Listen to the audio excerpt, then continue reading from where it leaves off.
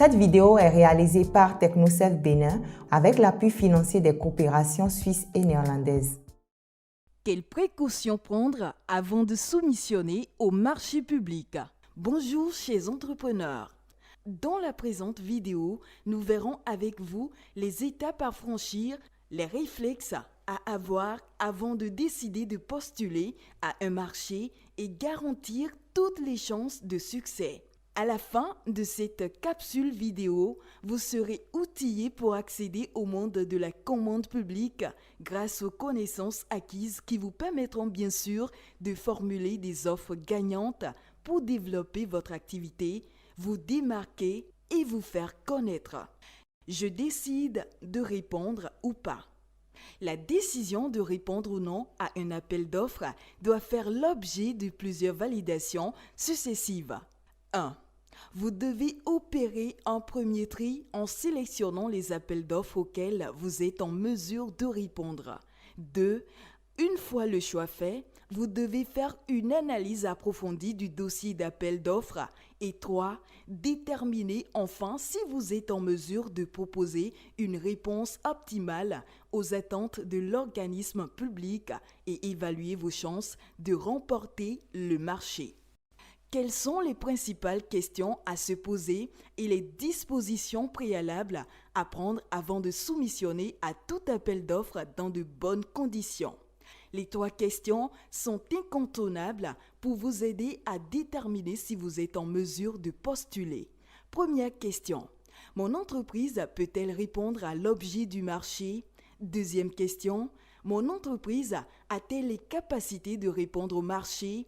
Troisième question. Mon entreprise a-t-elle les ressources pour répondre au marché et l'exécuter?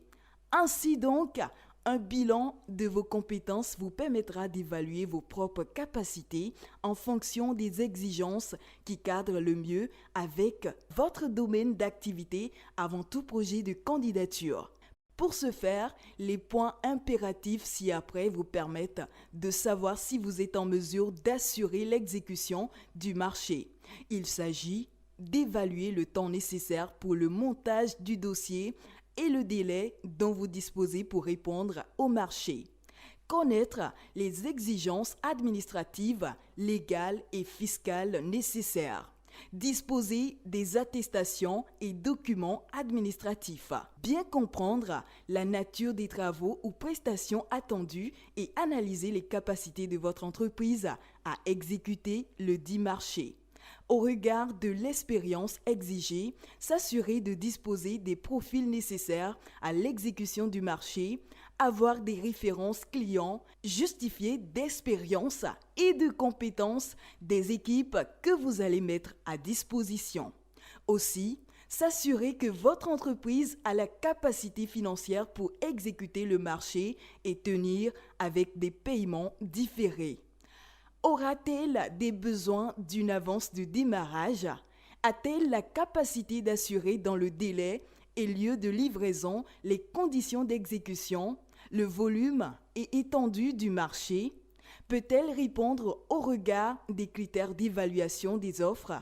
Vérifiez que vos coûts sont inférieurs ou égaux aux indications du répertoire des prix.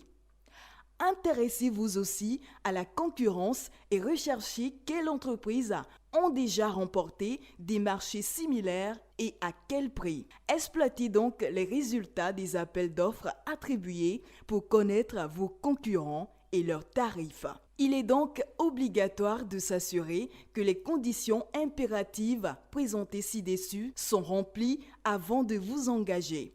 À défaut, si votre entreprise ne remplit aucune de ces conditions, décidez s'il faut aller seul ou à plusieurs. On parlera de groupement ou en sous-traitance. Cas pratique. Vous avez consulté le journal La Nation de ce jour et vous avez lu un avis d'appel d'offres relatif à la fourniture de services de nettoyage et d'entretien des locaux de la commune de Lalo. Quelles sont les démarches que vous devez mener pour répondre à cette offre par un dossier de candidature? 1. Vous vous rendez immédiatement au bureau de la commune et demandez le dossier complet de candidature. Vous le lisez correctement et à tête reposée. Les éléments les plus importants à lire et s'approprier sont les instructions aux soumissionnaires, les données particulières de l'appel d'offres, le programme d'activité ou spécifications techniques, termes de référence selon le type de marché et le cahier de clauses administratives particulières CCAP. 2. En cas de zone d'ombre, il faut se rapprocher du secrétariat permanent de la personne responsable des marchés publics, PRMP, de la commune ou écrire avant la date de dépôt si quelque chose ne semble pas clair dans l'offre.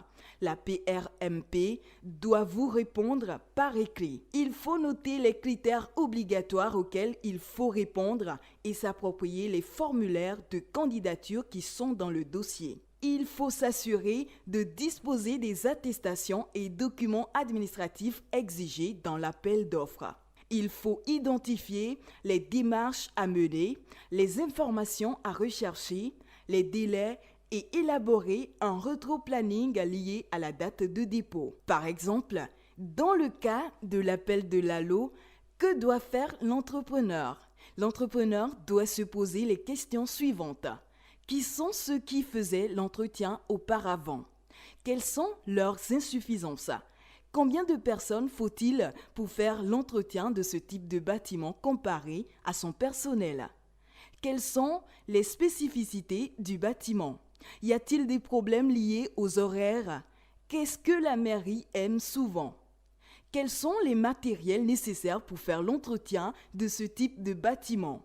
Ainsi, en répondant à cette série de questions, l'entrepreneur peut dire « Je peux » ou doit recruter plus de personnes en tenant compte de mon expérience passée pour avoir géré l'entretien des locaux de la préfecture, par exemple. À la fin, l'entrepreneur aura un checklist qui lui permettra de faire un point de ses chances en répondant à chacune des questions par oui ou non. Dès lors qu'une décision de soumissionner est prise, il faut monter l'offre sans précipitation en utilisant les formulaires et canevas dans le dossier et pour le prix, être compétitif. Le répertoire des prix vous sera très utile à ce propos. Il est disponible sur le site web du ministère de l'Économie et des Finances à l'adresse https://finance.bj. Vous ne disposez pas de beaucoup de temps, 5 jours ouvrables pour les cotations, 10 jours pour les demandes de renseignements et de prix et de 21 jours pour soumissionner aux offres. Si les conditions ne sont pas réunies, inutile de candidater. Conclusion. La décision de répondre ou non à un appel d'offres doit faire l'objet d'évaluation de vos propres capacités en fonction des exigences du marché avant tout projet de candidature. Lorsque vos capacités sont limitées, il faut adopter l'approche du groupement et contacter ceux avec qui vous pouvez candidater ensemble avec une dynamique de mutualisation de moyens techniques et financiers. Ensemble, on est plus fort. Merci de nous avoir suivis. Cette vidéo est réalisée par TechnoServe Bénin avec l'appui financier des coopérations suisses et néerlandaises.